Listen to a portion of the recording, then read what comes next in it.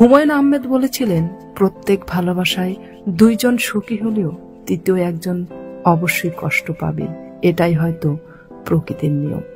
পৃথিবীতে সবচেয়ে সুন্দর অনুভূতি হলো আপনি রবের কাছে কিছু চেয়েছেন আর তা পেয়ে গেছেন।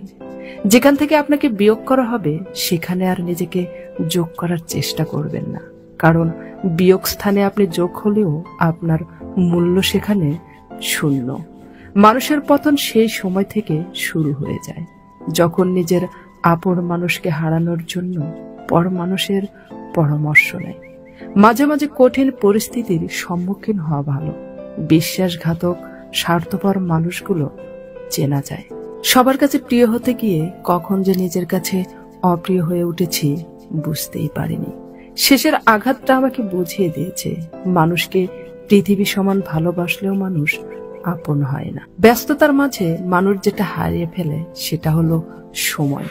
ক্লান্ত হলে মানুষ যেটা হারিয়ে ফেলে সেটা হলো শক্তি। আর স্বার্থ পূরণের জন্য মানুষ যেটা হারিয়ে ফেলে সেটা হলো মনুষ্যত্ব।